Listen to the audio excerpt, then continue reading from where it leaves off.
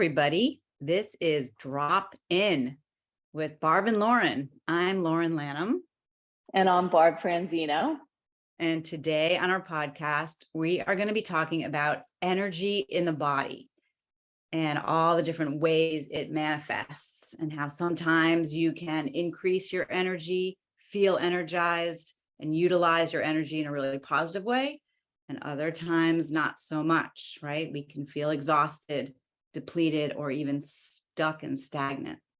Mm-hmm. And also how intention affects our energy really in a profound way. And we'll talk about how energy follows attention and intention. So I wanted to start. Oh, sorry, Barb, did you want to say something? Well, I was just going to chime in a little bit in there, just in saying also that there's this whole idea and concept that as soon as you place your energy, your awareness, or your intention towards either a specific place in your body or a thought in your mind, things immediately start to change. And they have work done and studies done that show this change really happens at a cellular level. So if we begin to direct our attention towards a specific area in our body, just that act of doing that alone makes that space now different, because the energy that's moving through there is different just by placing our awareness there. Mm-hmm. Yeah, I love that. And it can be contagious too. Like when you're around somebody whose energy is very hyper and frenetic, that can permeate the whole room. Or if you're around somebody whose energy is very depressed and sad, that also can permeate the whole room. So being mindful of other people's energy too, not just your own, is also really interesting. And then, maybe if both of us are teachers, we bring our own energy into the classroom, and that sets the tone for everyone else to show up in a certain way. And humans, animals too, but humans are very sensitive to energy. How many times have you said to somebody, "What's wrong? Are you okay?" And it's because you read their energy. It's not necessarily that they said anything to you. You can just feel it. So I think everyone has that intuition inside of them. They might not always tap into it and utilize it, but it's there. It's there for your usage and ability. And the more we trust our own guides as far as energy goes, the better we get at it, and the more nuanced we can get with how we use energy. Yeah, and I also really kind of love that idea, and that you said about other people's energy, right? So that ability to kind of discern when you are interacting with someone, whether you're picking up that energy, right? So whether you're picking it up in a way that you can say, okay, I get that, I feel that, and then not like kind of take it on yourself. So I think in both, when we're looking at how energy moves in our body and looking at how we're able to sort of feel the energy of other people and things around us, in either one of those cases, I think it's really, both in those cases, important to have like a way to kind of ground yourself and honestly drop in, right? Like this is where the part of where this podcast is coming from, is there's so many different ways for us to draw ourselves in, so that we're connecting to sort of our own, internal life forces, so that we can understand from there, what makes sense for us, like what choices make sense, right? Yes. So I like that idea of the other people out there and picking up on the world around you. And it's so interesting that you talk about everything sets out energy. I was just reading something that was super interesting about about plants, and this study that they did with the plants, and whether, and maybe, other people have heard of this, but they were able to pick up and measure the energy of plants, and whether someone approached them with this like, positive, happy, joyful, the plant would thrive. And then when someone came at the plant really more sort of like, down and melancholy, the plant drew in. And then they began to take it like one step further. It wasn't even just talking, it was literally just the thought. When someone's thought process was of, sort of, oh, this terrible day, down, whatever, the plant immediately picked on that with no words at all, which is exactly what we're talking about. Yeah, so interesting, huh? I mean, that's incredible that plants can Mm-hmm. do that. And we know animals can do it, right? Mm-hmm. Like horses Absolutely. are famous for being able to assess the energy of the person who's riding them. Mm-hmm.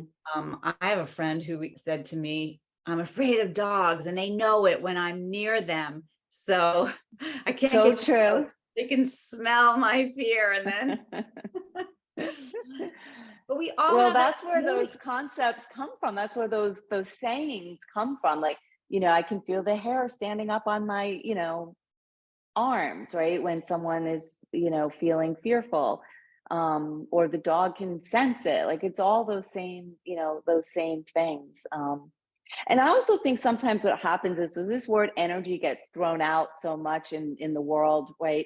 And I think sometimes what happens with it is that you might immediately get this sense like, oh, energy, what is this? Is just foo-foo, whatever, just not really being like understanding it in that in a way that's really more tangible.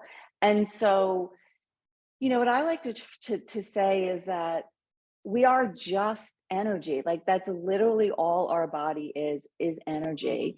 Mhm. And one way to like actually even tangibly know that is when we measure things in our body. Like if you measure your heart, like an EKG, it's literally a measurement of the energetic pulses of the heart, right? Huh. And then the same, there's tests for, for them to test your brain waves. It's all testing the energy as it moves through your body. So, this idea that energy is something abstract and outside of us, if we look at these tangible things that even real science is using, right, to measure our physiological processes, we can see that that is what we are. Our nerves move, talk to allow our muscles to move through energetic impulses. Our brain sends energetic impulses to every part of our body, to every single cell.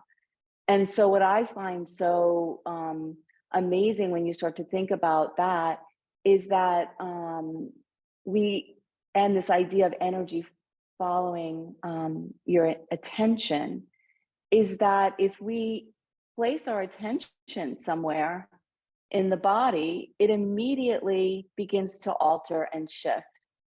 Yeah. Hold And on, I feel like I've lost you here, but okay, I'm back in. no, I haven't lost Um, it all. I thought I lost my connection. But the point beyond that I also feel very empowered about is that we get to choose, right? So we get to choose where we place our energy, the energy that we allow ourselves to um, take from the outside world in, the energy that we give from the inside of us out. That's all a choice that we get to make, like a completely conscious choice. Mhm. And so if for instance, because I work in a world where people come in with injuries and pain, so it's like if your attention is always just on that space of injury and pain, that's all your body's going to feel and focus. But can we make a choice to move our attention away from that and place it somewhere else, maybe on our breath, you know, um, and allow the energy to move from that energy place of pain to an energy place of somewhere else, and how that changes and shifts the body and how we show up in the Yeah. world. So what this is making me think of is how, so we've already decided that everything is energy, including your thoughts and your feelings. And so feelings resonate with a certain vibration. So let's like look at the feeling of pain or depression, I mean, I would say, and you can let me know what you think, that those types of feelings are vibrating their energy in a lower register, a lower vibration. It's just like slower, duller, closing, getting closer to not moving at all. It's just a little bit of movement in shame or guilt or depression, those sort of feelings that make us feel stuck and closed off, as opposed to a higher vibrational feeling such as love or compassion or joy, where we just automatically feel more open and receptive. And so, it's not just like actual physical pain, but it's where our mental body is and our emotional body and what level that's vibrating energy at that can also affect us. And, some people might say, well, I can't, I'm feeling sad. I can't change that right now. And, there's like something to be said for that, because yeah, sometimes you're sad and you have to be in that sad place, but it's really the awareness around it. Because to shift out of sad, it's not that you're not going to be sad anymore, but maybe you bring in a feeling of gratitude, or maybe you go do something that you love. So you can bring in a feeling that will have you vibrate at a higher place and get the energy moving through your body. So it's not that you're not sad anymore, but you're able to connect to other things and not just focus all of your energy and intention on being sad. I mean, that's like the key to intention, right? Mm-hmm. Like, I'm not going to be sad anymore. And that's not an intention. An intention is like a positive affirmation as opposed to the negative one. Yeah, and I think too, like it's really important what you just said, that you have to acknowledge the sadness, right? We're not going to live in this like world where everything is lovely and wonderful, right? So yes, acknowledge, right, that the sadness, and maybe that's where you have to stay for some time, just sort of sitting in that vibration, um, and then beginning to, within that, even say, I am sad right now, like, and that acknowledgement of being there in that place, like, I'm sad right now. I get that, I understand that. Um, I'm gonna, you know, look to this, whatever that might be, or in this feeling of sadness, I'm gonna take a moment to remember a period of time of joy. And even if it's just for like that moment of time, that you get a little bit of shift, in your in what you're feeling, that little bit of shift does something about changing the entire vibration, right? So you might not be able to turn Yeah. it on and off, but you can kind of step it, Mhm. like back up, into a place that's more, life affirming for you. Really, that's what it's all about, right? Like trying Yeah. to live in this life that um your choices make you feel affirmed, Right. is what I think, No, I love that. And I want to add to that acknowledging, bringing self-awareness to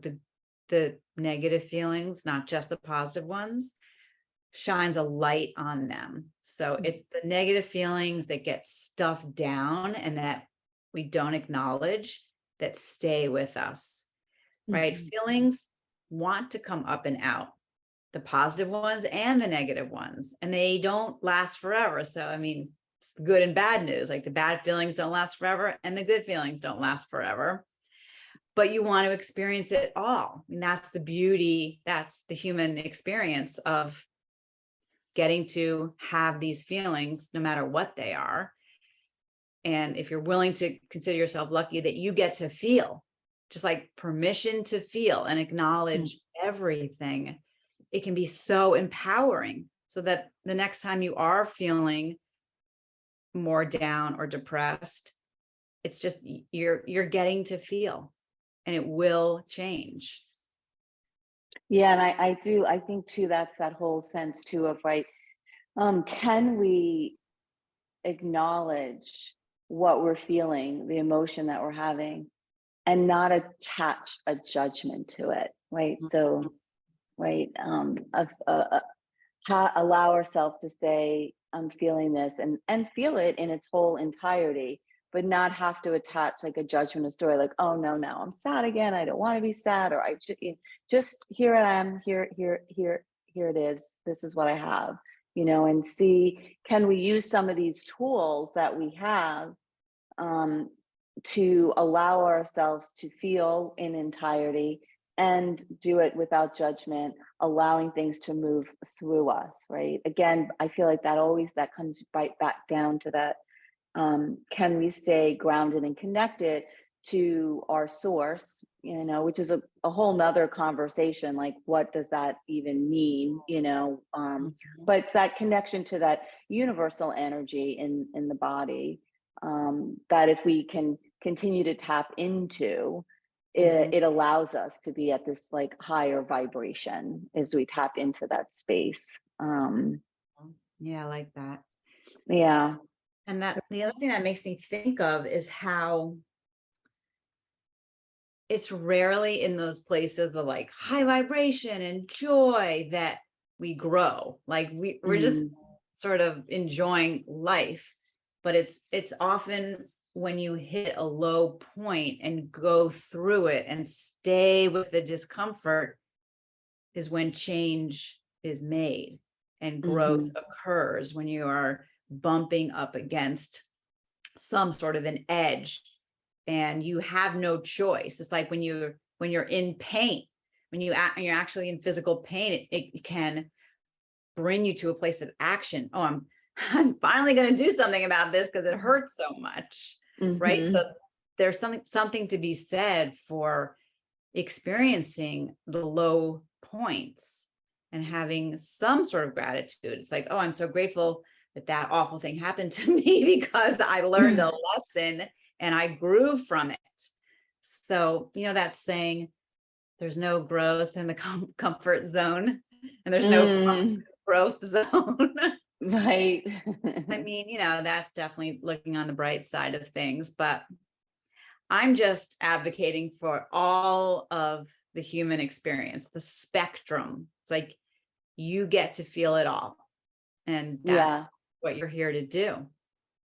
And I think too, that this idea of, in the sense of feeling it all, what that actually is allowing you to do is allow, so there's a vibration and energy, like Lauren was saying, right, to the things that aren't so great, right, whatever it might be, pain or sadness or whatever. And so if we allow ourselves to feel it all, that vibration of that, as it comes into our system in a form of an energetic pulse, right, if we don't allow this to move through us, it gets stuck somewhere in your body. Somewhere in your body, it lays this little seed, I feel like. So each time that we come up against something that we're not allowing ourselves to really feel through, or we're pushing it down, that energy is getting stuck somewhere in your body. And that shows up later on as a pain or dis-ease in the body, not, like not a disease. It could show up as that, but literally an uneasiness somewhere in your body. And those places in your body that you feel tight and stuck is literally this energy trapped in there, right?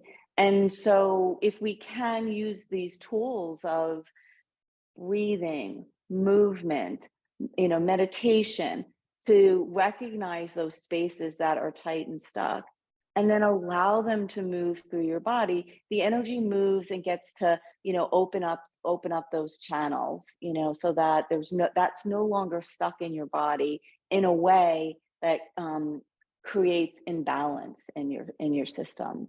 So Yeah. that's one of the reasons that like energy and its movement through your body is so important. It needs to move through your body. Where it gets stuck, it creates trouble somewhere along the way, whether it's immediately or it's 5 years down the road. Yeah. Mhm. Well, thanks for bringing us back to our original topic. I know, I'm trying to circle us back. Got a little tangential for a while, Yeah. but yeah, I mean, that is really what we want to express to everybody, that energy moves or energy stagnates. And it's that stagnant energy that, if it's not noticed, brought to your attention, and allowed to move through, can cause problems down the road. And that brings us to wanting to give everybody some actual exercises that they can do to work on for themselves when they're faced with a decision, or faced with uh, options on how to move forward with something that they're struggling with in their life. So, for example, let's say you're busy and somebody asks you to add another piece. Can you be on this committee? Can you do this favor for me? Whatever it is. And right away, you check in with your gut and you feel like, no, that is not, I don't have the time to do it. But you feel like you should say yes. And so there's a struggle. Do I do it because I feel obligated to? Do I not do it because I really don't have the time? And so to ask yourself, like, what is this going to do for my energy? How is the energy in my body going to move through if I say yes, and I have even less time to get all the things done that I want to do? Or if I say no and I keep that white space in my schedule? I mean, asking yourself, is this decision going to bring me energy into my body, or is it going to make me feel more stuck? That can be a really helpful question when faced with a decision about what to do. Yeah, I agree. I think that's a really, really helpful question. And I think that this whole idea of, just taking that moment of pause, right? Like so something comes up, whether it's a question like Lauren just said, and just, sometimes we immediately react, right? So can we take just a pause, maybe it's just a breath, right? Just to breathe in and breathe out, so that we can ask ourselves that question and then respond, right? So, instead of just immediately react, oh yes, even when you really meant no, right? Or if, right, because that happens all the time. Or, someone's doing something that's getting you upset, or and then you might, like, instead of stepping back for a moment, you might say something that you didn't really mean to say, right? So it's the same kind of Mhm. idea. So it's the power of a pause for just a moment, to just check in with your body, check in with that sense of, like, is this the right thing or not? Now, sometimes we have to do something, we have no choice. It's not the right thing. It's going to drain our energy. We know it, but we have no choice. We got to do it, right? I can't think of something off the top of my head, but you know what I'm saying. Of course. So, right. But even in those cases, right, you have to say yes, but you've taken stock that, okay, I need to do this. I have no choice. I know this is going to be slightly draining for me, right? So I'm going to make sure that I keep checking in with myself through the use of my breath and grounding techniques, so that as I move through this, you know, um, storm, in a sense, that I can Mhm. be more grounded, right? Those are the tools, Yeah. and the power, right? Power in the pause, in the breath, is really I think, what we're saying here. Yeah, those are excellent points, because yes, sometimes we have to say yes to something that we know is going to be super challenging. The other thing I was thinking of around that is, so the power of the pause, which is silent, but also the power of the pause of saying, I'll get back to you, or Absolutely. I'm not sure. Just create the pause even verbally for yourself. Mm-hmm. I need to think about it. Like, just those two things. I need to think about it. I'll get back to you. Right? Is keeping the door open. And then you get time to think about what is going to work for your energy, if you have the luxury of getting to choose yes or no. Yeah, that's perfect. I love that. That is absolutely so helpful. And in some way, you think, all this is so simple because it is, but yet somehow we all don't use that like as like our default, right? Instead we say, you know, we try to like jump in and do whatever it is that someone is asking, even if what we really want to say is, hold on, I need to think about it. I'll get back to you. Right? Yeah. Yeah, I like that. I like that a lot. I mean, Hmm. especially the people that say yes as a knee-jerk response when they Hmm. actually know they want to say no. Like that is something I'm encouraging everybody to look at in themselves. Are there times when you say yes right away and then regret it? Like Hmm. that really warrants more looking at, because many of us have that knee-jerk response, whether it's to our kids or our friends or other family members. It's just like, of course. And then, "Oh, Hmm. why did I say yes to that?" And so even it's so funny that you just did that. Why did I say yes to that? And your whole body like sort of, sunk with that, right? So I was thinking when you were saying that, and take it one step further in the sense, and like think to yourself, you know, how does that feel energetically in your body saying yes when you really meant to say no? Like Mm. immediately it feels like a weight, like for me, it feels like a weight, a heaviness, exhaustion. Like I said yes when I really meant to say no, and now I have no idea how I'm going to do this. So just even bringing those things back into this concept of what energy is showing up for you in your body based off of your choices of what you're doing or not doing. This is a perfect example of that. Mm. So Absolutely. mhm. Well, that's what our parting message is going to be for all our listeners out there, to really take note about your default responses to things. Are you saying yes when you would rather say no? Are you able to say no and mean it and own no? Can you say, I will get back to you? Practice it. Practice it in front of Mhm. the mirror. It's hard to do if you're not used to it. Take some It is, time. it is. Hmm. And each time think about how does it make me feel, right? Like, so get in touch with that literal sensation in your body of how is this making me feel? When I say yes, when I mean no, when I say no, when I mean yes, whatever it is, um, whatever your choice was, don't beat yourself up about it if you said yes when you meant no, but take a moment for like a self reflection and notice what did it feel like in your body and begin to become more aware of the sensations and how energy sits in your body, because it is different for all of us, but every single emotion has a sensation in your body because that energy of that emotion sits in your body in a specific way.